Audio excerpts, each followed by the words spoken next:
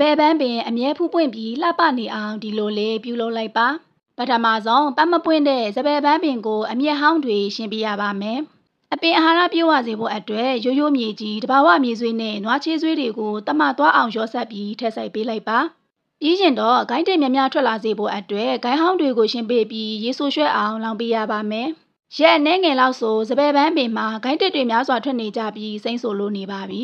ဒါဆိုရင်တော့အဖူးညွန့်တွေထွက်လာစေဖို့အတွက်ပဲမောင်စိမ်းတစ်စုံကိုရေတလီတာနဲ့ရောဆက်ပြီးနှစ်ပတ်တစ်ချိန်လောင်ပေးထားရပါမယ်တလကျော်ကြာတဲ့အခါမှာတော့စပယ်ပန်းပင်မှာအဖူးညွန့်တွေများစွာထွက်နေပြီးဝေစာလွတ်နေပါပြီဒါဆိုရင်တော့ပန်းပွင့်များများဖူးပွင့်ပြီးလှပစေမှာပဲဖြစ်ပါတယ်တခွပန်းပင်အမြင့်ပွားဖို့အတွက်မျိုးကိုင်းတွေကိုဖြတ်ယူပြီးအပိုင်းလေးတွေဖြတ်အောင်ဖြတ်တောက်ပေးထားပါအနာကျင့်မြန်စေဖို့ဖျောင်းရည်တွေနဲ့တုံလင်းပေးထားရပါမယ်ပြီးရင်တော့ခွက်တစ်ခုထဲမှာထည့်ဆိုင်ပြီးရေဆိုးရွှဲအောင်လောင်ပေးထားလိုက်ပါရက်အနည်းငယ်လောက်ဆိုအညောင်လေးတွေပေါက်နေကြပြီးမို့အပင်သစ်တွေရရှိလာမှာပဲဖြစ်ပါတယ်